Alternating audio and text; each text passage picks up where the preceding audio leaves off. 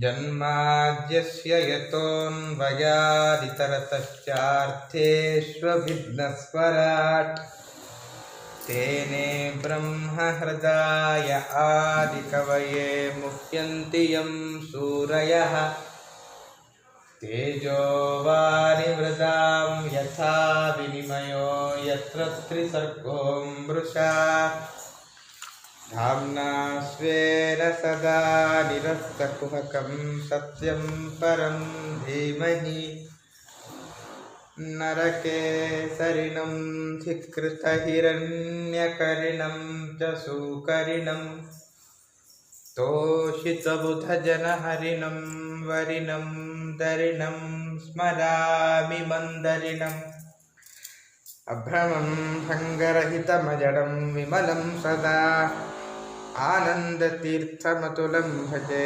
तापत्रयापहम्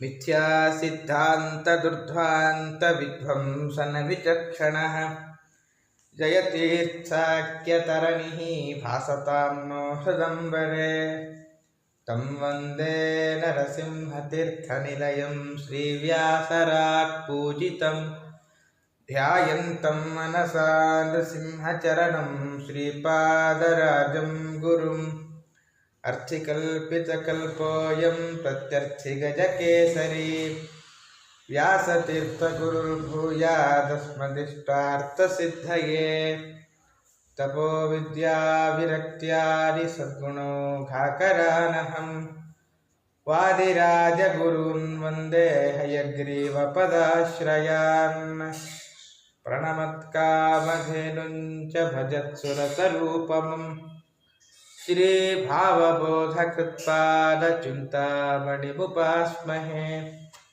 मूकोऽपि यत्प्रसादेन मुकुन्दशयनायते राजराजायते रिक्तो राघवेन्द्रं तमाश्रये ब्रह्मचर्यहरिप्रीतिसुविद्यावादशालिनः इष्टदान् कष्टहर्तॄन्नः विद्यामान्यान् मुनीन् नुमः तपस्वाध्यायशुश्रूषा कृष्णपूजारतं मुनिं विश्वेशमिष्टदं वन्दे परिव्राट्चक्रवर्तिनं पूर्णप्रज्ञसहत्पाद्मराजमन्दिरवर्धकं श्रीविज्ञाननिधिं नौमि वेदविज्ञानदर्शकम् आपारमौलिपर्यन्तं गुरूणामाकृतिं स्मरेत् तेन विघ्नाः प्रणश्यन्ति सिद्ध्यन्ति च मनोरथाः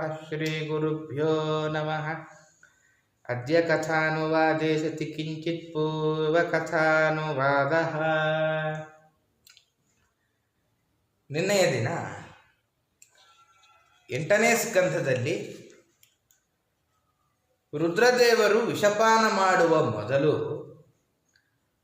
ವಾಯುದೇವರು ವಿಷಪಾನ ಮಾಡಿದ್ದು ಅನ್ನಲಿಕ್ಕೆ ತಾತ್ಪರ್ಯ ನಿರ್ಣಯದ ಒಂದು ಭಾಗವನ್ನು ನೋಡಿದ್ದೇವೆ.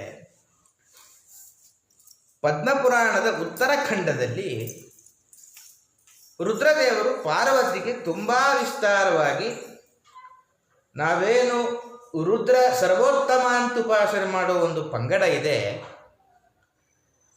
ಅದು ಅವರಿಗೆ ಸ್ವಯಂ ರುದ್ರದೇವರೇ ಉಪಾಸನಾಕ್ರಮ ಹೇಗಿರಬೇಕು ಅಂತ ಸ್ಪಷ್ಟವಾಗಿ ನಿರೂಪಣೆ ಮಾಡ್ತಾರೆ. ಮಹಾವಿಷಂ ಮಹಾಘೋರಂ ಸಂವರ್ತಾಗ್ನಿ ಸಮಪ್ರಭಂ ದೃಷ್ಟ್ವಾ ಪ್ರದುದ್ರುವುಃ ಸರ್ವೇ ಭಯಾರ್ತಾ ದೇವಮಾನವಾಃ ತತಸ್ತದ್ವಿದ್ರುತಾನ್ ದೃಷ್ಟ್ವಾ ಬ್ರಹ್ಮಾ ಲೋಕಪಿತಾಮಹಃ ಜಗಾದವಾಯುಂ ತರಸಾ ಹರೇರಾಜ್ಞಾ ಪುರಸ್ಸರಂ ನಿಶ್ಶೇಷಂ ಕುರು ವಾಯೋ ತ್ವಂ ಲೋಕಸಂಹಾರಕಂ ವಿಷಂ ತ್ವದನ್ಯೋ ನಾಸ್ತಿ ತದ್ಗ್ರಸ್ತುಂ ಸರ್ವಜೀವಹಿತಂ ಕುರು ಇತಿ ಧಾತುರ್ವಚಃ ಶ್ರುತ್ವಾ ದಶಪ್ರಮತಿರಬ್ರವೀತ್ ಭಕ್ಷಯಾಮಿ ಹರೇರಾಜ್ಞಾಂ ಪುರಸ್ಕೃತ್ಯ ವಿಧೇರ್ವಚಃ ಹರೇರ್ನಾಮೋಚ್ಚಾರಣೇನ ತದ್ಭಕ್ತ್ಯಾ ಚ ವಿಶೇಷತಃ ಸರ್ವವ್ಯಾಧಿವಿಷಂ ಘೋರಂ ಪಾತ್ರೇಣ್ಯಸ್ಯ ಕರೆ ದಧತ್ ಬಿಂದು ಮಾತ್ರಂ ಪೃಥಗ್ದೃಶ್ಯ ತದ್ವಿಷಂ ಮರ್ದಯಂಸ್ತತಃ ಪರೀಕ್ಷಣಾರ್ಥಂ ಚಾನ್ಯೇಷಾಂ ದೇವಾದೀನಾಂ ಚ ಪಾರ್ವತಿ ಮಮ ಹಸ್ತೆ ದದೌ ಕಿಂಚಿತ್ ಭಕ್ಷಸ್ವೇತಿ ಸಮಾರುತಃ ನಾಮ ಮಂತ್ರೇಣ ಸಹಿತಂ ಮಂತ್ರಾನುಗ್ರಹಮಾದಿಶನ್ ತದ್ವಿಷ ಪ್ರಾಶನಾದೇವ ಮಮ ದಾಹೋಭ್ಯವರ್ತತ ಜಿಹ್ವಾಗ್ರಧಾರಣಾದೇವ ಮಮ ಪ್ರಾಣಾ ವಿನಿರ್ಗತಾಃ ಕೃಪಯಾ ಪವಮಾನಸ್ಯ ತಥಾ ನಾಮತ್ರಯೇಣ ಚ ಅಚ್ಯುತಾನಂದ ಗೋವಿಂದ ನಾಮ ಮಹಾತ್ಮ್ಯತಃ ಶುಭೇ ಜೀವಿತೋಸ್ಮಿ ತದಾ ಕಾಲೇ ವಿಷ್ಣೋರ್ನಾಮತ್ರಯಾದಹೋ ಪಶ್ಚಾತ್ತು ತದ್ವಿಷಂ ಸರ್ವಮೇಕೀಕೃತ್ಯ ಸಪಾತ್ರಕೆ ಅನಾಯಾಸಾತ್ ಪಪೌ ವಾಯುಃ ಸರ್ವೇಷಾಂ ರಕ್ಷಣಾಯ ಚ ಹರೇಶ್ಚ ಪ್ರೀತಯೇ ದೇವಿ ಬ್ರಹ್ಮಣೋ ವಚನಾತ್ ತಥಾ ಇಷ್ಟು ವಿಸ್ತಾರವಾಗಿ ರುದ್ರದೇವರು ತಾವೇ ನಿರೂಪಣೆ ಮಾಡ್ತಾರೆ. ಮಹಾವಿಷಂ ಮಹಾಘೋರಂ ಸಂವರ್ತಾಗ್ನಿ ಸಮಪ್ರಭ. ಹಾಲಾಹಲ ವಿಷ ಹೇಗಿತ್ತು ಅಂದರೆ ಪ್ರಳಯ ಕಾಲದ ಅಗ್ನಿಯಂತೆ ಮಹಾಘೋರವಾಗಿತ್ತು. ದೃಷ್ಟ್ವಾ ಪ್ರದುದ್ರುವ ಸ್ವರವೇ, ಎಲ್ಲರೂ ಪಲಾಯನ ಮಾಡ್ತಾರೆ. ಆಗ ತತಃ ತದ್ವಿದ್ರುತಾನ್ ದೃಷ್ಟ್ವಾ ಬ್ರಹ್ಮ ವಾಯುಂ ಜಗಾದ, ಒಂದು ಅಪರೂಪದ ಅಂಶ ಸೇರಿಸ್ತಾರೆ. ಆಗ ಬ್ರಹ್ಮದೇವರು ಶ್ರೀಹರಿಯ ಆಜ್ಞೆಯನ್ನು ವಾಯುದೇವರಿಗೆ ಅರಿಕೆ ಮಾಡಿಕೊಡ್ತಾರೆ. ನಿಶೇಷಂ ಕುರು ವಾಯೋ ತ್ವಂ ಲೋಕ ಸಂಹಾರಕಂ ವಿಷಂ, ನೀನು ಲೋಕ ಸಂಹಾರಕಾರಿಯಾದ ವಿಷವನ್ನು ಸ್ವಲ್ಪ ಇಲ್ಲದಂತೆ ಮಾಡು. ಯಾಕೆಂದರೆ ತ್ವದನ್ಯೋ ನಾಸ್ತಿ ತದ್ಗ್ರಸ್ತು, ನಿನ್ನನ್ನು ಬಿಟ್ಟು ಬೇರೆ ಯಾರೂ ಕೂಡ ಆ ವಿಷನ ನುಂಗಲು ಸಾಮರ್ಥ್ಯ ಇಲ್ಲ ಯಾರಿಗೂ. ಸರ್ವ ಜೀವ ಹಿತಂಕುರು, ಎಲ್ಲ ಭೂತಕ್ಕೆ ಹಿತವನ್ನು ಮಾಡು ಅಂತ ಹೇಳಿ ಇತಿ ಧಾತುರ್ವಚಶ್ರುತ್ವ, ಏನು ಬ್ರಹ್ಮದೇವರ ಒಳಗಿರುವ ಪರಮಾತ್ಮನ ಅಪ್ಪಣೆ ಏನಿತ್ತು ಅದನ್ನು ಕೇಳಿ ಭಕ್ಷಯಾಮಿ ಹರೇರಾಜ್ಞಾಂ ಪುರಸ್ಕೃತ್ಯ ವಿಧೇರ್ವಚಃ, ಏನು ನಿಮ್ಮ ಮೇಲೆ ನಮಗೊಂದು ಗೌರವ ಇದೆ, ಹಾಗೂ ಪರಮಾತ್ಮನ ಆಜ್ಞೆಯನ್ನು ಸ್ವೀಕರಿಸಿ ನಾವೇ ಪಾನ ಮಾಡ್ತೇವೆ. ಹರೇರ ನಾಮೋಚ್ಚಾರಣೇನ ತದ್ಭಕ್ತ್ಯಾ ಚ ವಿಶೇಷತಃ ಅಂತ ಪರಮಾತ್ಮನ ನಾಮತ್ರಯ ಮಂತ್ರ ಜಪ ಮಾಡ್ತಾ ಇದ್ರು ಆ ವಾಯುದೇವರು. ಜಪ ಮಾಡ್ತಾ ಸರ್ವವ್ಯಾಧಿ ವಿಷಂ ಪಾತ್ರೆ ನ್ಯಸ್ಯ ಕರೆ ದಧತ್, ಆ ವಿಷವನ್ನು ಒಂದು ಪಾತ್ರೆಯಲ್ಲಿ ಹಾಕಿ ಆ ಪಾತ್ರೆಯನ್ನು ತಮ್ಮ ಕೈಯಲ್ಲಿ ಹಿಡಿದುಕೊಳ್ತಾರೆ. ಬಿಂದು ಮಾತ್ರಂ ಪೃಥಗ್ದೃಶ್ಯ ಅಂತ ಹಿಂದೆ ತಾತ್ಪರ್ಯ ನಿರ್ಣಯದಲ್ಲಿ ಮತ್ತು ಭಾಗವತದಲ್ಲಿ ಎಷ್ಟು ಕೊಟ್ಟರು ಅಂತ ನಿರೂಪಣೆ ಇಲ್ಲ, ಸ್ವಲ್ಪ ಭಾಗ ಮಾತ್ರ ಕೊಟ್ಟರು ಅಂತ ಅದು ಹೇಳ್ತಾರೆ. ಬಿಂದು ಮಾತ್ರಂ ಸ್ಪಷ್ಟ, ಒಂದು ಹನಿಯನ್ನು ಹಾಲಾಹಲ ವಿಷದ ಪಾತ್ರೆಯಲ್ಲೇನು ಹಾಕಿಕೊಂಡಿದ್ದಾರೆ. ಬಿಂದು ಮಾತ್ರಂ ಪೃಥಗ್ದೃಶ್ಯ ತದ್ವಿಷಂ ಮರ್ದಯನ್ ಅಂತ ಅಲ್ಲಿ ಒಂದು ಬಿಂದು ಒಂದು ಹನಿಯನ್ನು ಮಾತ್ರ ಪ್ರತ್ಯೇಕ ತೆಗೆದುಕೊಂಡು ವಾಯುದೇವರು ಆ ಒಂದು ಹನಿ ವಿಷವನ್ನು ತಮ್ಮ ಕೈಯಿಂದ ತಿಕ್ತಾರೆ. ತಿಕ್ಕಿ ಆ ವಿಷದ ಬಲವನ್ನು ಕುಂದಿಸಿ ಪರೀಕ್ಷಣಾರ್ಥಂ ಅನ್ಯೇಷಾಂ ಅಂಥೇಳಿ ಇನ್ನೊಬ್ಬರಿಗೆ ಪರೀಕ್ಷೆ ಮಾಡಬೇಕು, ರುದ್ರದೇವರ ಸಾಮರ್ಥ್ಯ ವ್ಯಕ್ತ ಆಗಬೇಕು ಅಂತ ಹೇಳಿ ನನಗೆ ಆ ಒಂದು ಹನಿಯನ್ನು ಕೊಟ್ಟು, ಅದು ಒಂದು ಹನಿ ತಿಕ್ಕಿ ಕೊಟ್ಟು ಭಕ್ಷಸ್ವೇತಿ ಸಮಾರುತಃ ಅಂತ ನೀವು ಭಕ್ಷಣ ಮಾಡ್ರಿ ಅಂತ ಹೇಳ್ತಾರೆ. ಅಷ್ಟೇ ಅಲ್ಲ, ಇನ್ನೊಂದು ಅಪರೂಪದ ವಿಷಯ ಬರುತ್ತೆ. ನಾಮಮಂತ್ರೇಣ ಸಹಿತಂ ಮಂತ್ರಾನುಗ್ರಹ ಮಾರಿಷನ್, ನನಗೆ ವಾಯುದೇವರಾಗ ನಾಮತ್ರಯ ಮಂತ್ರ ಉಪದೇಶ ಮಾಡ್ತಾರೆ. ಆಗ ನಾನು ವಿಷಪಾನ ಮಾಡಲಿಕ್ಕೆ ಆರಂಭ ಮಾಡುತ್ತೇನೆ. ತದ್ವಿಷ ಪ್ರಾಶನಾದೇವ ಮಮ ದಾಹ ಅಭ್ಯವರ್ತತ ಅಂತ, ನಾನು ಆ ವಿಷ ಯಾವಾಗ ಒಂದೇ ಒಂದು ಹನಿಯನ್ನು ಕುಡಿದು ದೊಡ್ಡ ಮಟ್ಟದಲ್ಲಿ ನನಗೆ ದಾಹ ಉಂಟಾಯಿತು. ಜಿಹ್ವಾಗ್ರ ಧಾರಣಾದೇವ ಮಮ ಪ್ರಾಣ ವಿನಿರ್ಗತ, ಇನ್ನೂ ಒಳಗೆ ಹೋಗಲಿಲ್ಲ ವಿಷ, ನನ್ನ ನಾಲಿಗೆ ತುದಿಯೆಲ್ಲ ಆ ವಿಷ ಇದ್ದಾಗಲೇ ಪ್ರಾಣ ಹೋಗುವಷ್ಟು ಸಂಕಟ ಆಯಿತು. ಆದರೆ ಕೃಪಯಾ ಪವಮಾನಸ್ಯ ಸ್ಪಷ್ಟ ವಾಯುದೇವರ ಜೀವೋತ್ತಮತ್ವವನ್ನು, ಪರಮಾತ್ಮನ ಸರ್ವೋತ್ತಮತ್ವವನ್ನು ರುದ್ರದೇವರೇ ಹೇಳ್ತಾ ಇದ್ದಾರೆ ಪಾರ್ವತಿ ದೇವಿಯರಿಗೆ. ಕೃಪಯಾ ಪವಮಾನಸ್ಯ ನಾಮತ್ರಯೇಣ ಚ ಅಚ್ಯುತಾನಂತ ಗೋವಿಂದ ನಾಮ ಮಹಾತ್ಮ್ಯತಃ ಶುಭೆ ಅಂತ ಒಂದು ವಾಯುದೇವರ ಅನುಗ್ರಹ. ಇನ್ನೇನು ಅವರು ನನಗೆ ನಾಮತ್ರಯ ಮಂತ್ರದ ಉಪದೇಶ ಮಾಡಿದ್ದಾರೆ, ಅದರ ಪಠನ ಬಲದಿಂದಾಗಿ ನನಗೆ ನಾನಿನ್ನು ಬದುಕಿದ್ದೇ ಒಂದು ಪವಾಡ ಅಂತ ಹೇಳಿ ಆಮೇಲೆ ಏನಾಯಿತು ಅಂದರೆ ಪಶ್ಚಾತ್ ತದ್ವಿಷಂ ಸರ್ವಮೇಕೀಕೃತ್ಯ ಸಹ ಪಾತ್ರಕ್ಕೆ, ಆಗ ಎಲ್ಲ ವಿಷವನ್ನು ಒಟ್ಟು ಮಾಡ್ತಾರೆ ವಾಯುದೇವರು. ಅನಾಯಾಸಾತ್ ಪಪೌ ವಾಯು, ಯಾಕೆಂದರೆ ಸರ್ವೇಷಾಂ ರಕ್ಷಣಾಯ ಹರೇಶ್ಚ ಪ್ರೀತಿ, ಒಂದು ಪರಮಾತ್ಮನ ಪ್ರೀತಿಗೋಸ್ಕರ. ಇನ್ನೊಂದು ಎಲ್ಲರ ರಕ್ಷಣೆಗಾಗಿ ಸ್ವಯಂ ವಾಯುದೇವರೇ ಪಾನ ಮಾಡ್ತಾರೆ ಅಂತ ಇಷ್ಟು ಸೊಗಸಾಗಿ ವ್ಯಾಖ್ಯಾನಕಾರರು ಪದ್ಮಪುರಾಣದ ಮಾತನ್ನು ಹೇಳ್ತಾರೆ. ಆದ್ದರಿಂದ ಮೊದಲು ಕುಡಿದದ್ದು ವಾಯುದೇವರು, ಒಂದು ಹನಿಯನ್ನು ಮಾತ್ರ ಕುಡಿದದ್ದು ರುದ್ರದೇವರು ಅಂತ ಸ್ಪಷ್ಟವಾಗಿಷ್ಟು ನಿರೂಪಣೆ ಮಾಡಿ ಮುಂದೆ ಭಾಗವತಕ್ಕೆ ಬರಬೇಕು. ನೇರವಾಗಿ ಭಾಗವತ ರುದ್ರದೇವರು ಕುಡಿದದ್ದು ಅಂತ ಹೇಳಿ ಮುಂದಿನ ಕಥಾನಕವನ್ನು ವ್ಯಾಸರು ವಿಸ್ತಾರ ಮಾಡ್ತಾ ಹೋಗ್ತಾರೆ. ತತಃ ಕರತಲೀಕೃತ್ಯ ವ್ಯಾಪಿ ಹಾಲಾಹಲಂ ವಿಷಂ ಅಭಕ್ಷಯನ್ ಮಹಾದೇವ ಕೃಪಯಾ ಭೂತಭಾವನಃ. ಪಾರ್ವತಿ ಹತ್ರ ಕೇಳಿದ್ರು, ಪಾರ್ವತಿ ಫಜೀತಿ, ಯಾರಾದರೂ ಗಂಡನ ವಿಷಪಾನ ಮಾಡಲ ಅಂದರೆ ಹೆಂಡತಿಯಾಗಿ ಅವ್ರ ಪ್ರತಿಕ್ರಿಯೆ ಹೇಗಿರಬೇಕು? ರುದ್ರದೇವರ ಸಾಮರ್ಥ್ಯ ಗೊತ್ತಿತ್ತು, ಅಪ್ಪಣೆ ಕೊಟ್ಟಿದ್ದಾರೆ ಪಾರ್ವತೀ ದೇವಿಯರು. ಕೃಪಯ ಕರತಲೀಕೃತ್ಯ ಹಾಲಾಹಲಂ ವಿಷಂ ಅಭಕ್ಷಯತು, ಸ್ವಲ್ಪ ಒಂದು ಹನಿಯನ್ನು ಪಾನ ಮಾಡ್ತಾರೆ. ಆವಾಗ ತಸ್ಯಾಪಿ ದರ್ಶಯಾಮಾಸ ಸ್ವವೀರ್ಯಂ ಗತಕಲ್ಮಷಃ ಯಚ್ಚಕಾರ ಗಲೆ ನೀಲಂ ತಚ್ಚ ಸಾಧೋರ್ವಿಭೂಷಣಂ. ಗತಕಲ್ಮಷಃ ತಸ್ಯಾಪಿ ಸ್ವವೀರ್ಯಂ ದರ್ಶಯಾಮಾಸ ಅಂತ.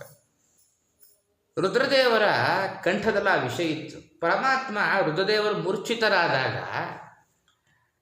ತನ್ನ ಹಸ್ತಸ್ಪರ್ಶದಿಂದ ಅವರ ಮೂರ್ಛಾವಸ್ಥೆಯನ್ನು ಕಳೆದಿದ್ದ ಅಂತ ತಾತ್ಪರ್ಯನಿರ್ಣಯದಲ್ಲಿ ಆಚಾರ್ಯರು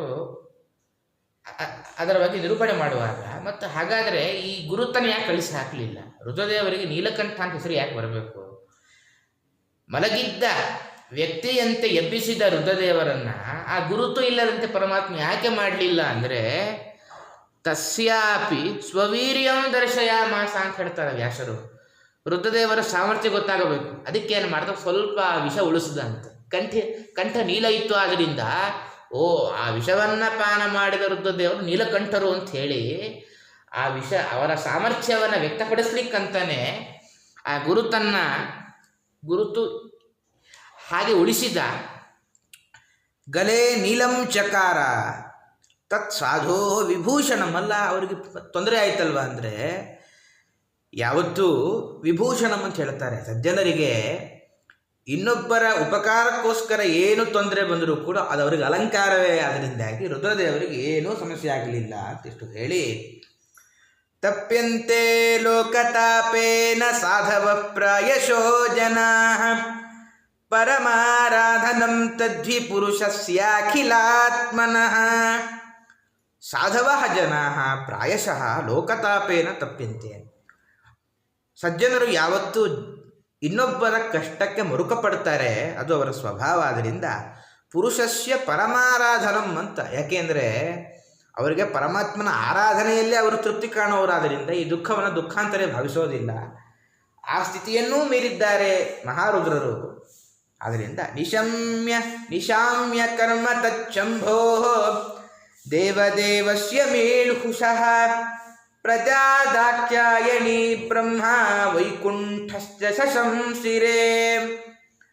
ಮೀಳ್ಹುಷೋ ದೇವದೇವಸ್ಯ ಶಂಭೋ ತತ್ಕರ್ಮ ನಿಶಾಮ್ಯ. ಏನು ಆ ರುದ್ರದೇವರ ಈ ವಿಷಪಾನ ಕಾರ್ಯ ಇತ್ತೋ ಇದನ್ನು ನೋಡಿ ದಾಕ್ಷಾಯಣಿ ಬ್ರಹ್ಮ ವೈಕುಂಠ ಶಶಂಸಿರೆ ಅಂತ ಯಾರ್ಯಾರು ಹೊಗಳುತ್ತಾರೆ ಅಂದರೆ, ಒಂದು ಪರಮಾತ್ಮ, ರುದ್ರದೇವರು, ಪಾರ್ವತಿ, ವಾಯುದೇವರು, ಇಷ್ಟು ಜನ ರುದ್ರದೇವರ ಪ್ರಶಂಸೆಯನ್ನು ಮಾಡ್ತಾರೆ.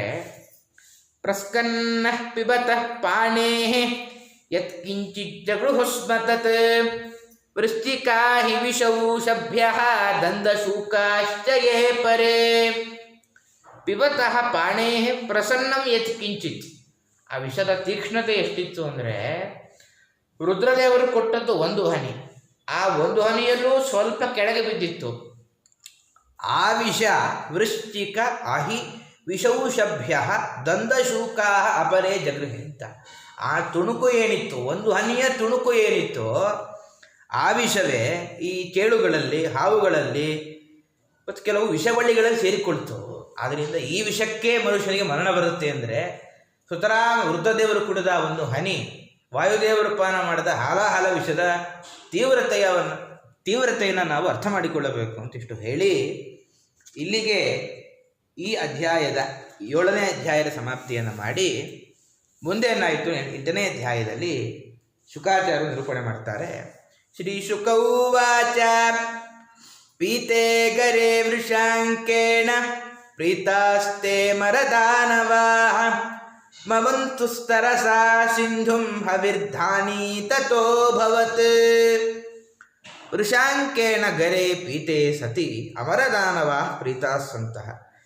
ಯಾವಾಗ ರುದ್ರದೇವರು ವಿಷ ಕೊಡಿದ್ರು ಎಲ್ಲರಿಗೂ ಆ ಬಂದ ಕಷ್ಟ ಪರಿಹಾರ ಆಯಿತು ಮತ್ತು ವೇಗವಾಗಿ ಕಡಿಯಲು ಆರಂಭ ಮಾಡ್ತಾರೆ. ತತಃ ಹವಿರ್ಧಾನಿ ಅಭವತ್. ಮೊದಲು ಕಾಮಧೇವಿನ ಉಗಮ ಆಗುತ್ತೆ. ಕಾಮಧೇನುವನ್ನು ಯಾರು ಸ್ವೀಕಾರ ಮಾಡ್ತಾರೆ ಅಂದರೆ ತಾಮಸೀಮಗ್ನಿಹೋತ್ರೀಂ ಋಷಯೋ ಜಗೃಹು ಬ್ರಹ್ಮವಾದಿನಃ ಯದ್ದಸ್ಯ ದೇವಪಾನಸ್ಯ ಮೇಧ್ಯಾಯ ಹವಿಷೇ ನೃಪ. ಬ್ರಹ್ಮವಾದಿನಃ ಋಷಯಃ ಯಜ್ಞಸ್ಯ ದೇವಪಾನಸ್ಯ ಮೇಧ್ಯಾಯ ಹವಿಷೇ ತಾಂ ಜಗೃಹು ಅಂತ ಎಲ್ಲ ಋಷಿಗಳು ಸ್ವೀಕಾರ ಮಾಡ್ತಾರೆ. ಯಾಕೆ ಅಂದರೆ ಈ ಕ್ಷೀರದಿಂದಾಗಿ ದೇವತಾ ಕೈಂಕರ್ಯ ಆಗಬೇಕು. ಆ ಕಾರಣಕ್ಕೋಸ್ಕರ ಆ ಕಾಮಧೇನುವನ್ನು ಎಲ್ಲ ಋಷಿಗಳು ಸ್ವೀಕಾರ ಮಾಡ್ತಾರೆ. ತತ ಉಚ್ಚೈಶ್ರವಾ ನಾಮ ಹಯೋ ಭೂಚಂದ್ರ ಪಾಂಡುರಃ ತಸ್ಮಿನ್ ಬಲಿಸ್ಪೃಹಾಂ ಚಕ್ರೇ ನೇಂದ್ರ ಈಶ್ವರ ಶಿಕ್ಷಯ. ತತಃ ಚಂದ್ರಪಾಂಡುರಃ ಉಚ್ಚೈಶ್ರವ ನಾಮ ಹಯ ಅಭೂತ್. ಆಗ ಒಂದು ಕುದುರೆ ಬಂತು, ಉಚ್ಚೈಶ್ರವ ಅಂತ ಅದರ ಹೆಸರು. ಹೇಗಿತ್ತು ಅಂದರೆ ಚಂದ್ರಪಾಂಡುರ, ಚಂದ್ರನಂತೆ ಅತ್ಯಂತ ಬಿಳಿ ಬಣ್ಣದ ಕುದುರೆ. ಅದನ್ನು ಬಲಿ ಸ್ಪೃಹಾನ್ ಚಕ್ರೆ, ಬಲಿಚಕ್ರವರ್ತಿ ತಾನು ಆಸೆಪಟ್ಟ. ಆದರೆ ಈಶ್ವರ ಶಿಕ್ಷೆಯ ಇಂದ್ರಹಾನ ಅಂತ. ಆದರೆ ಇಂದ್ರದೇವರು ಅದನ್ನು ಆಸೆ ಪಟ್ಟಿಲ್ಲ. ಯಾಕೆಂದರೆ ಪರಮಾತ್ಮ ಮೊದಲೇ ಹೇಳಿದ್ದ, ನಿಮಗೆ ಯಾವುದು ಯೋಗ್ಯವೋ ಒಂದು ಸ್ವಲ್ಪ ನನ್ನ ಕಡೆ ತಿರುಗ್ರಿ, ನಾನು ನನ್ನ ಪರ್ಮಿಷನ್ ಕೊಡ್ತೇನೆ, ಆಮೇಲೆ ನೀವು ಅದನ್ನು ಸ್ವೀಕಾರ ಮಾಡಿ ಅಂತ. ಆದ್ದರಿಂದ ಪರಮಾತ್ಮ ಅಪ್ಪಣೆ ಕೊಡಲಿಲ್ಲ. ಅದರಿಂದ ಬಲಿ ಇದನ್ನು ತೆಗೆದುಕೊಂಡ, ಇಂದ್ರ ಇದನ್ನು ಬಯಸಲಿಲ್ಲ. ಮತ್ತು ಹಾಗಾದರೆ ಇಂದ್ರ ದೇವರಾಜ ಬಲಿನೇ ತಗೊಂಡ ಆದಮೇಲೆ ಇಂದ್ರ ಏನನ್ನೂ ಸ್ವೀಕಾರ ಮಾಡಲಿಲ್ವ ಅಂದರೆ ಅವನು ಐರಾವತವನ್ನು ಸ್ವೀಕಾರ ಮಾಡ್ದ ಅಂತ ಹೇಳ್ತಾರೆ. ತತ ಐರಾವತೋ ನಾಮ ವಾರಣೇಂದ್ರೋ ವಿನಿರ್ಗತಃ ದಂತೈಶ್ಚತುರ್ಭಿಶ್ವೇತಾದ್ರೇ ಹರನ್ ಭಗವತೋ ಮಹಂ. ಐರಾವತೋ ನಾಮ, ಐರಾವತ ಅಂತ ಹೆಸರು. ಅದು ಹೇಗಿತ್ತು ಅಂದರೆ ಚತುರ್ಭಿ ದಂತೈ ಶ್ವೇತಾಭ, ಬಿಳಿಯ ಆನೆ, 4 ದಂತಗಳಿತ್ತು, ಬಿಳಿಯ ಆನೆ. ಭಗವತಃ ಶ್ವೇತಾದ್ರೇಹ ಮಹಂ ಹರನ್ ವಿನಿರ್ಗತಃ, ಏನು ಕೈಲಾಸ ಪರ್ವತದ ಕಾಂತಿ ಇತ್ತೋ ಆ ಕಾಂತಿಯನ್ನೇ ಪಡೆದುಕೊಂಡು ಹೊರಗೆ ಬಂತು. ತಂತು ಹರಿಹಿ ಸಮಗ್ರಹಿ, ಅದನ್ನು ಪರಮಾತ್ಮನಪ್ಪಣೆ ಪಡೆದುಕೊಂಡು ಇಂದ್ರದೇವರು ಸ್ವೀಕಾರ ಮಾಡ್ತಾರೆ. ತಥೋ ಭವತ್ಪಾರಿಜಾತಃ ಸುರಲೋಕ ವಿಭೂಷಣಃ ಪೂರಯತ್ಯರ್ಥಿನೋ ಯೋರ್ಥೈಃ ಶಶ್ವದ್ಭುವಿ ಯಥಾ ಭವನ್. ತತಃ ಯಹ ಪಾರಿಜಾತಃ ಭುವಿ, ಆಗ ಪಾರಿಜಾತ ವೃಕ್ಷದ ಪ್ರಾದುರ್ಭಾವ ಆಯಿತು. ಯಥಾ ಭವಾನ್ ಅಂತ ಹೇಳ್ತಾರೆ, ನಿನ್ನಂತೆ ನೀನು ಹೇಗೆ ಎಲ್ಲ ಭಕ್ತರ ಅಭೀಷ್ಟವನ್ನು ಪೂರೈಸ್ತೀಯೋ ಹಾಗೆ ಅರ್ಥಿನಃ ಶಶ್ವತ್ ಅರ್ಥೈ ಪೂರಯಂತಿ, ಯಾಚಕರ ಅಷ್ಟೂ ಬೇಡಿಕೆಯನ್ನು ಪೂರಣೆ ಮಾಡುವ ಆ ಪಾರಿಜಾತ ವೃಕ್ಷ. ಸಚ ಸುರಲೋಕ ವಿಭೂಷಣ ಪಾರಿಜಾತಃ, ಅದು ದೇವರ ಲೋಕದಲ್ಲಿ ಇದ್ದದ್ದು, ಅದು ಆ ಪಾರಿಜಾತ ವೃಕ್ಷದ ಪ್ರಾದುರ್ಭಾವ ಆಗುತ್ತೆ. ತರುವಾಯ ಏನಾಯಿತು ಅಂದರೆ ತತಶ್ಚಾಪ್ಸರಸೋ ಜಾತಾಃ ನಿಷ್ಕಕಂಠ್ಯ ಸುವಾಸಸಃ ರಮಣ್ಯಸ್ವರ್ಗಿಣಾಂ ವಲ್ಗುಗತಿ ಲೀಲಾವಲೋಕನೈಃ. ನಿಷ್ಕಕಂಠ್ಯಃ ಸುವಾಸಸಃ ಸ್ವರ್ಗಿಣಾಂ ವಲ್ಗುಗತಿ ಲೀಲಾವಲೋಕನೈಃ ರಮಣ್ಯಃ ಅಪ್ಸರಸಃ ಜಾತಾಃ. ಆಗ ಅಪ್ಸರ ಸ್ತ್ರೀಯರ ಪ್ರಾದುರ್ಭಾವ ಆಗುತ್ತೆ.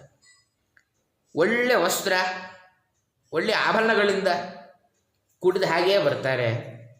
ವಲ್ಗು ಗತಿ ಲೀಲಾವಲೋಕನೈಹಿ ರಮಣ್ಯ ಅಂತ ತಮ್ಮ ಹಾವಭಾವ ವಿಲಾಸಗಳಿಂದ ಎಲ್ಲರಿಗೂ ಸುಖವನ್ನು ಕೊಡ್ತಾ ಇರ್ತಾರೆ. ಆ ಅಪ್ಸರ ಸ್ತ್ರೀಯರ ಪ್ರಾದುರ್ಭಾವ ಆಗುತ್ತೆ. ತತಶ್ಚ ವಿರಭೂತ್ ಸಾಕ್ಷಾತ್ ಶ್ರೀರಮಾ ಭಗವತ್ಪ್ರಿಯಾ ರಂಜಯಂತಿ ದಿಶಃ ಕಾಂತ್ಯ ವಿದ್ಯುತ್ ಸೌದಾ ಮನೀಯಥಾ. ಈಗ ಲಕ್ಷ್ಮೀ ಸ್ವಯಂವರದ ಕಥಾನಕಕ್ಕೆ ಬರ್ತಾರೆ. ತುಂಬ ಸರಸವಾದ ಕಥಾನಕ. ತತಶ್ಚ ಭಗವತ್ಪ್ರಿಯ ಸಾಕ್ಷಾತ್ ಶ್ರೀ ಆವಿರಭೂತ. ಆಗ ಲಕ್ಷ್ಮೀದೇವಿಯ ವ್ಯಕ್ತಿಯಾಗುತ್ತೆ. ಹೇಗಿದ್ದಾಳೆ ಅಂದರೆ ವಿದ್ಯುತ್ ಸೌದಾಮಿನಿ ಅಥ ಕಾಂತ್ಯ ದಿಶಃ ರಂಜಯಂತಿ. ಹೇಗೆ ಮಿಂಚು ತನ್ನ ಕಾಂತಿಯಿಂದ ಇಡೀ ದಿಕ್ಕನ್ನು ಒಮ್ಮೆ ಏನು ಮಾಡುತ್ತೆ ಅಂದರೆ ಒಂದು ಕ್ಷಣ ಅದರ ಪ್ರಕಾಶ ಬಂತು ಅಂದರೆ ಕತ್ತಲೇ ಇರೋದಿಲ್ಲ. ಹಾಗೆ ತನ್ನ ದೇಹದ ಕಾಂತಿಯಿಂದ ಮಿಂಚನ್ನು ಮೀರಿಸಿದ ತನ್ನ ದೇಹದ ಆ ಕಾಂತಿಯಿಂದ ಎಲ್ಲ ದಿಕ್ಕುಗಳನ್ನು ಪ್ರಕಾಶಪಡಿಸ್ತಾ ಲಕ್ಷ್ಮೀದೇವಿ ವ್ಯಕ್ತಲಾಗ್ತಾಳೆ.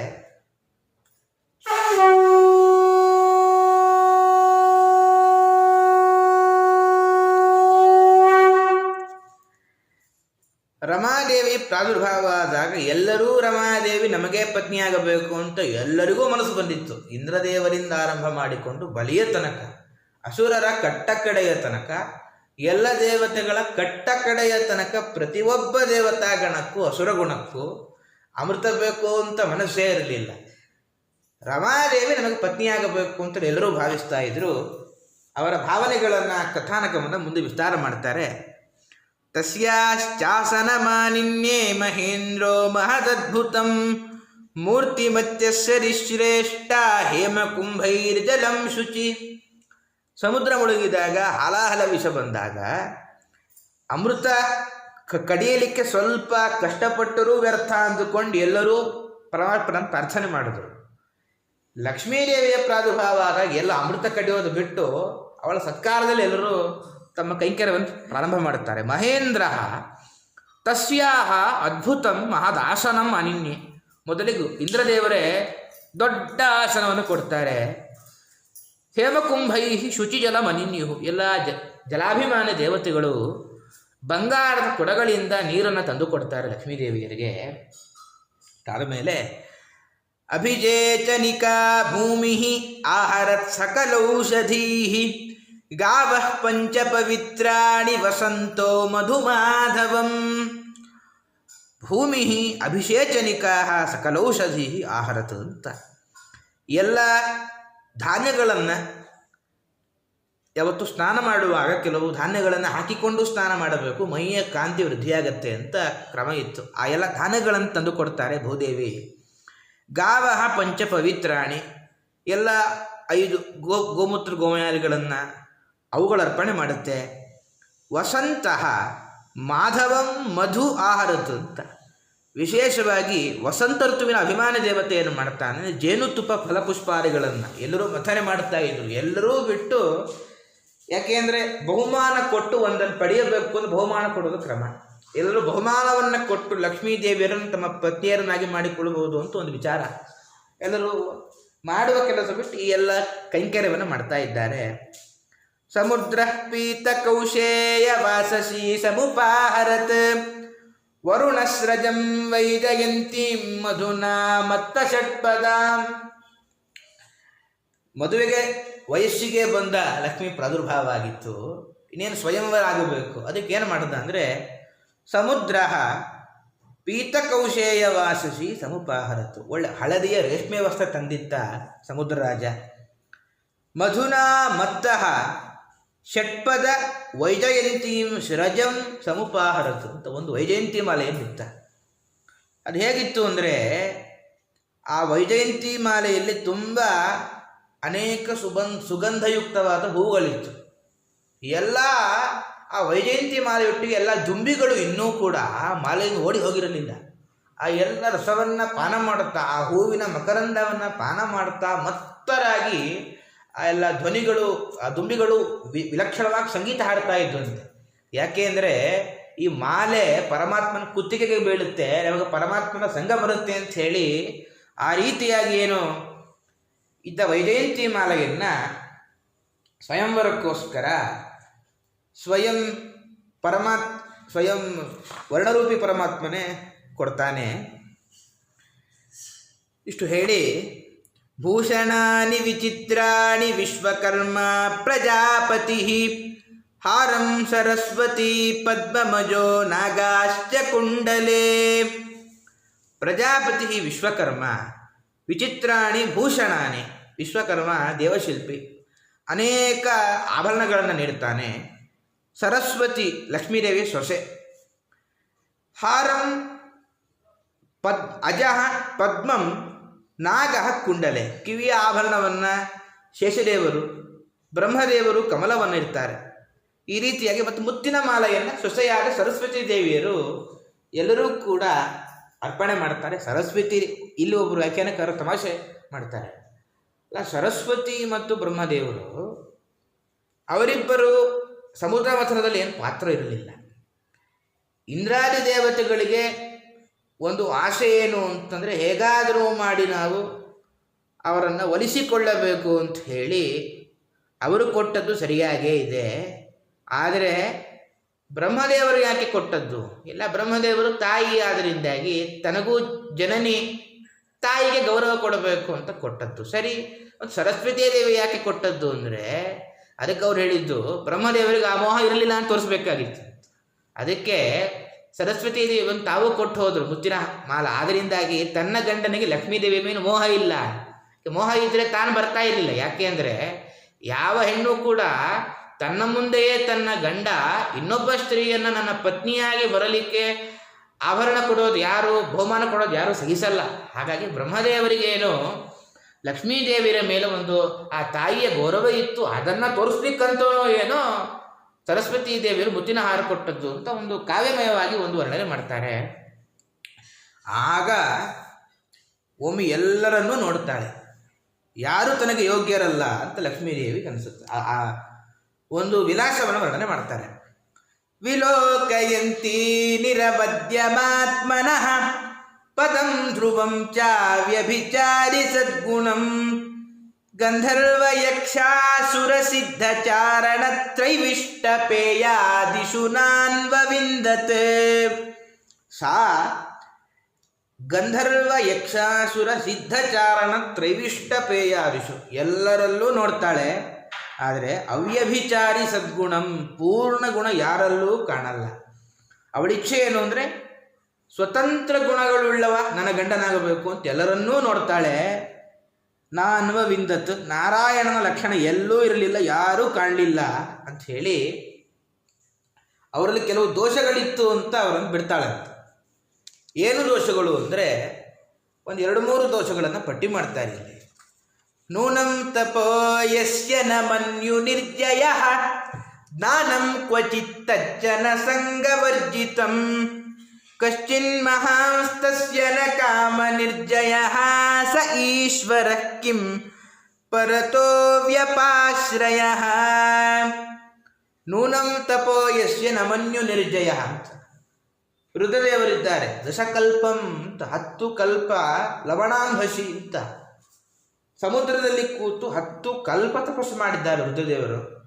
ಅವರನ್ನು ವರಿಸಲ್ಲ ಅಂದರೆ ನಮನ್ಯು ನಿರ್ಜಯ, ಕೋಪದ ಮೇಲೆ ಅವರಿಗೆ ಹಿಡಿತವೇ ಇಲ್ಲ, ಅದು ಅವರ ದೋಷ. ಆದ್ದರಿಂದಾಗಿ ಅವರು ನನಗೆ ಬೇಡ ಅಂತ ಇಷ್ಟು ಹೇಳಿ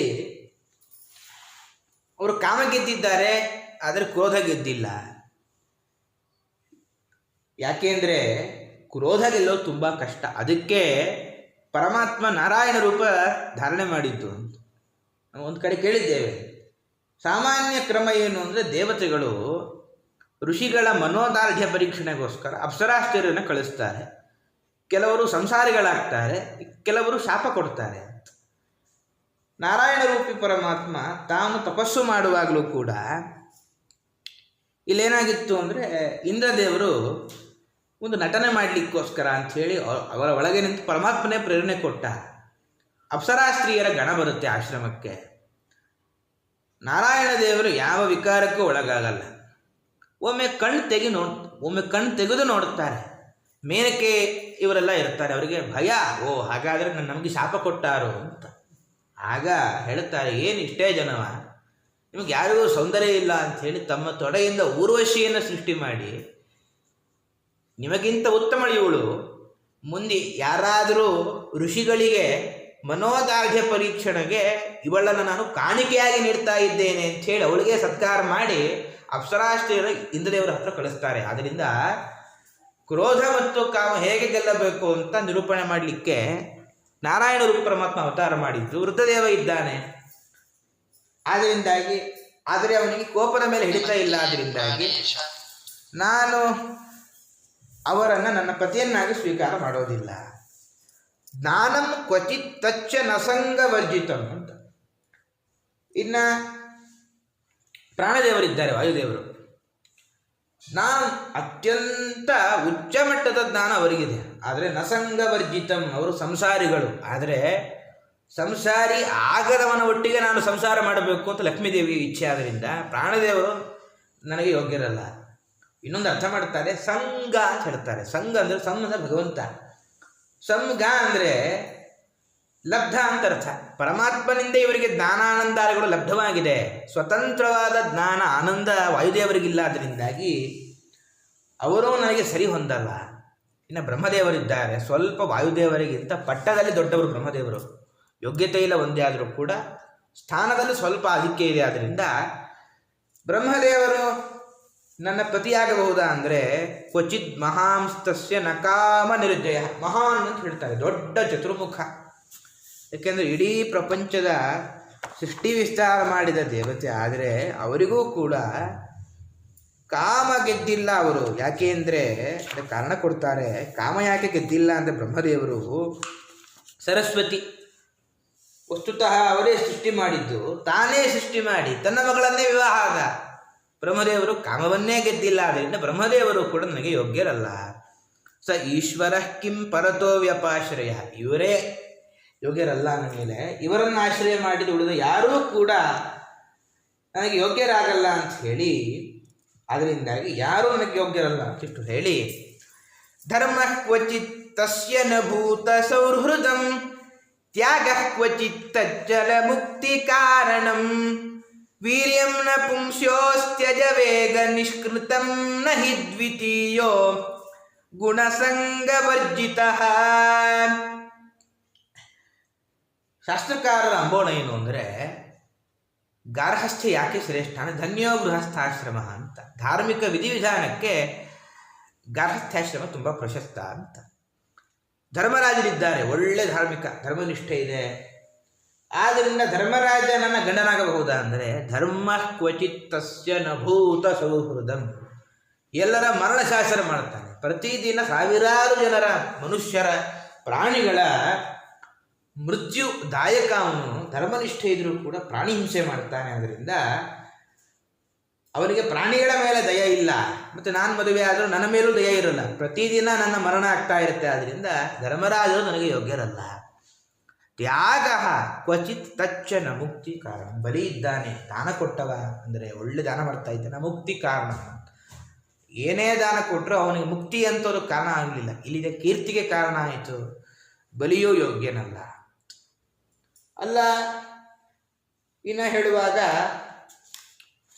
ವೀರ್ಯಂನ ಪುಂಸಃ ಅಸ್ತಿ.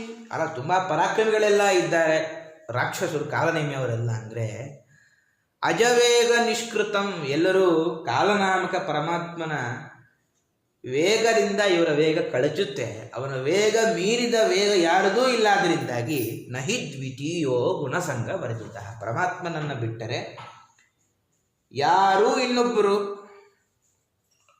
ಅವನನ್ನು ಮೀರಿದ ಯಾರೂ ಕೂಡ ಇಲ್ಲ ಅಂತ ಹೇಳಿ, ಏವಂ ವಿಮೃಶ್ಯಾವ್ಯಭಿಚಾರಿ ಸದ್ಗುಣಂ ಪದಂ ನಿಜೈಕಾಶ್ರಯಿ ಸದ್ಗುಣಾಶ್ರಯಂ ಪೌರೇವರಂ ಸರ್ವಗುಣೈರಪೇಕ್ಷಿತಂ ರಮಾ ಮುಕುಂದಂ ನಿರಪೇಕ್ಷಮೀಪ್ಸಿತಂ.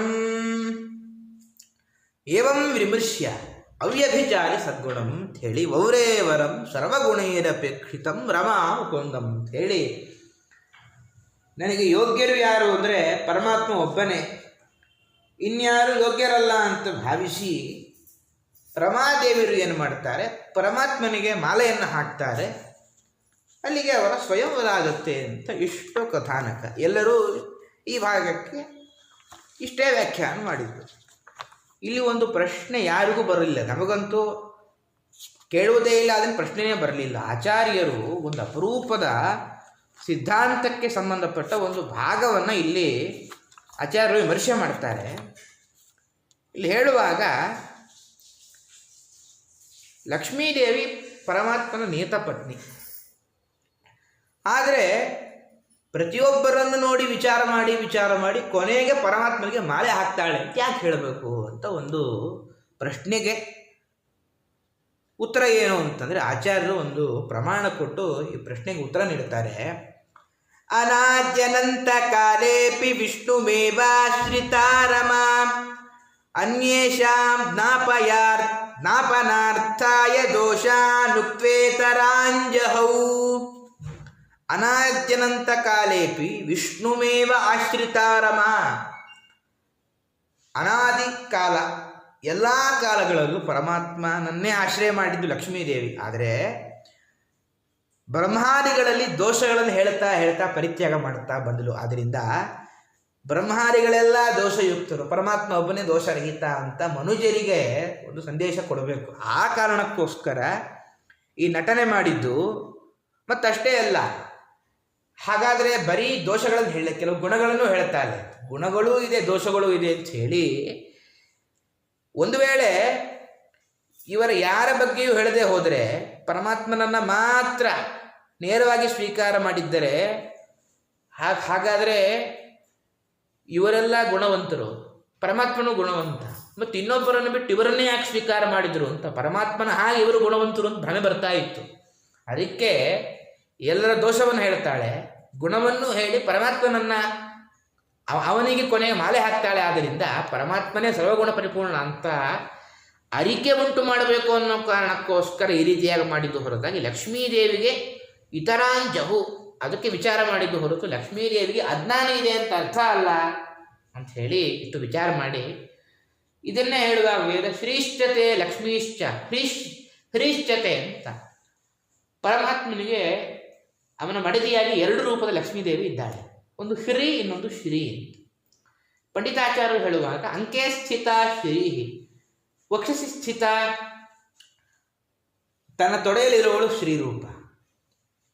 ಇನ್ನು ಅವಳಿಗೆ ಲಕ್ಷ್ಮೀ ಅಂತ ಹೆಸರು. ಯಾಕೆ ಅಂದರೆ ತೊಡೆಯಲ್ಲಿ ಲಕ್ಷಣವಾಗಿ ಕೂತಿದ್ದಾಳೆ, ಆದ್ದರಿಂದ ಅವಳಿಗೆ ಲಕ್ಷ್ಮೀ ಅಂತ ಹೆಸರು ಅಂತ ಹೇಳಿ ಇಷ್ಟು ನಿರೂಪಣೆ ಮಾಡ್ತಾರೆ. ಆದ್ದರಿಂದ ಇಷ್ಟೆಲ್ಲ ಲಕ್ಷ್ಮೀ ಸ್ವಯಂವರ ಆಯಿತು.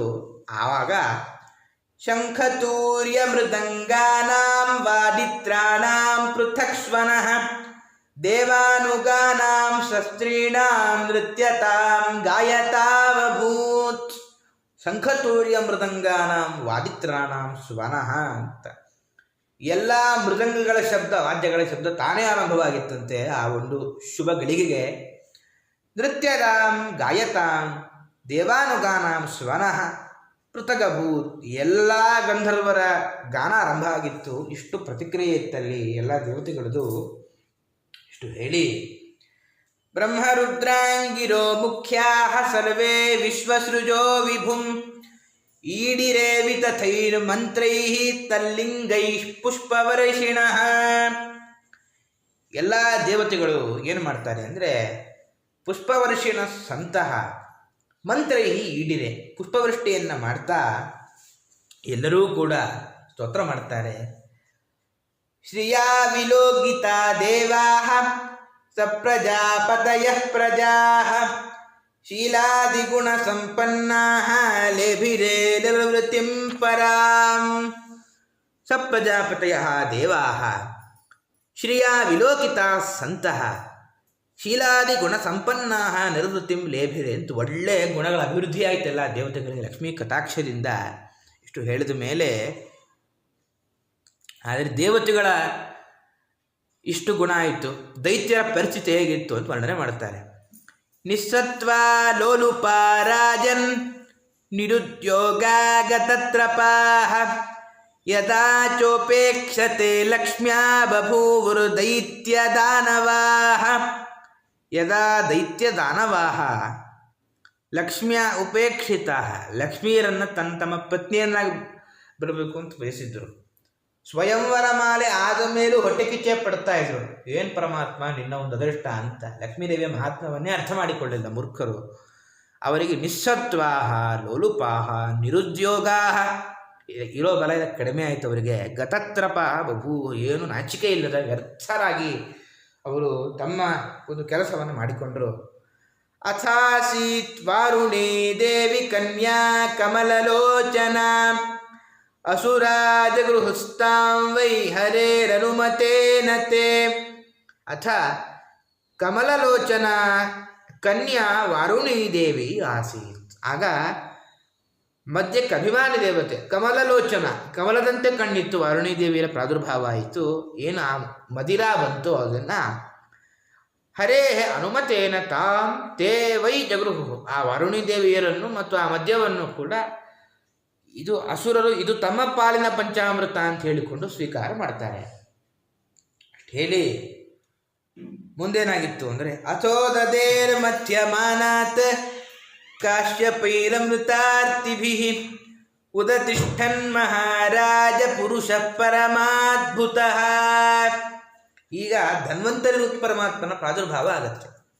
ಅಥೋದಧೇಹೇ ಮಧ್ಯಮಾನಾತ್ ಕಾಶ್ಯಪೈ ಅಮೃತಾರ್ತಿಭಿಃ, ಏನು ಮಥನ ಸಾಗಿತ್ತು. ಉದತಿಷ್ಠನ್ ಮಹಾರಾಜ ಪುರುಷ ಪರಮಾದ್ಭುತಃ, ಒಬ್ಬ ಪರಮಾದ್ಭುತನಾದ ಒಬ್ಬ ವ್ಯಕ್ತಿ ಬಂದ, ಅವನೇ ಧನ್ವಂತ ರೂಪಿ ಪರಮಾತ್ಮ. ಪರಮಾತ್ಮ ಹೇಗಿದ್ದ ಅಂತ ಅವನ ಗುಣಲಕ್ಷಣ ವರ್ಣನೆ ಮಾಡ್ತಾರೆ. ದೀರ್ಘ ಪೀವರದೋರ್ದಂಡ ಕಂಬುಗ್ರೀವೋರುಣೇಕ್ಷಣ ಶ್ಯಾಮಲಸ್ತರುಣಸ್ರಗ್ವಿ ಸರ್ವಾಭರಣಭೂಷಿತ ಪೀತವಾಸ ಮಹೋರಸ್ಕಃ ಸುಮೃಷ್ಟಮಣಿಕುಂಡಲ ನೀಲಕುಂಚಿತ ಕೇಶಾಂತಃ ಸುಭಗ ಸಿಂಹ ವಿಕ್ರಮ. ಪರಮಾತ್ಮ ಹೇಗಿದ್ದ ಅಂದರೆ ದೀರ್ಘ ಪೀವರದೋರು ದಂಡ ಅಂತ, ದುಂಡಾದ ಈ ಕೋಲು ಹೇಗಿರುತ್ತೋ ಹಾಗೆ ದುಂಡಾದ ಕೈಗಳು ನೀಳವಾಗಿದ್ದು ಅವನ ಕೈ. ಕಂಬುಗ್ರೀವ ಅಂತ, ಶಂಖದಂತೆ ಕಂಠ ಇತ್ತು, ಅದಕ್ಕೆ ಹೇಗೆ 3 ರೇಖೆ ಇರುತ್ತೋ ಇವಳ ಕಂಠದಲ್ಲೂ 3 ರೇಖೆ ಇತ್ತು. ಅರುಣೇಕ್ಷಣ, ಕಣ್ಣಿನ ತುದಿ ನಸುಗೆಂಪಾಗಿತ್ತು. ಶ್ಯಾಮಲ, ಎಣ್ಣೆಗಪ್ಪಿನ ಪರಮಾತ್ಮ. ತರುಣ ಅಂತ, ಒಳ್ಳೆ ತರುಣನಾದ ನವಯೌವನವನ್ನು ಪಡೆದುಕೊಂಡ ರೂಪ. ಸೃಗ್ವಿ ಸರ್ವಾಭರಣ ಭೂಷಿತ ಪೀತವಾಸ, ಹಳದಿ ಬಟ್ಟೆಯನ್ನು ಧಾರಣೆ ಮಾಡಿದ್ದ, ಹಾರ ಹಾಕಿಕೊಂಡಿದ್ದ. ಮಹೋರಸ್ಕ, ಎದೆ ಅಗಲವಾಗಿತ್ತು. ಸುಮೃಷ್ಟ ಮಣಿಕುಂಡಲ ಅಂತ, ಎಲ್ಲ ಕುಂಡಲವನ್ನು ಧಾರಣೆ ಮಾಡಿದ್ದ. ನೀಲ ಕುಂಚಿತ ಕೇಶಾಂತ ಅಂತ, ಅವನ ತಲೆಯಲ್ಲಿ ಕೊನೆಯಲ್ಲಿ ಕೂದಲು ಎಲ್ಲ ವಕ್ರವಕ್ರವಾಗಿತ್ತು. ಅದು ಒಂದು ಥರ ಏನೋ ಒಂದು ಈ ಕಾಡಿನ ದೂರದಲ್ಲಿ ಈ ಒಂದು ಮರವನ್ನು ನೋಡಿದಾಗ ಆ ಮರಗಳು ಪರಸ್ಪರ ಅಂಟಿಕೊಂಡಿರ್ತವೆ. ನೋಡಿದಾಗ ವನದೇವತೆಗೆ ಏನೋ ಒಂದು ಅಲಂಕಾರ ಅಂತ ಹೇಗೆ ಅನಿಸುತ್ತೋ ಹಾಗೆ ಪರಮಾತ್ಮನ ಎಲ್ಲ ಕೂದಲುಗಳು ವಿಚಿತ್ರವಾದ ಆಕಾರದಲ್ಲಿದ್ವು ಅಂತ.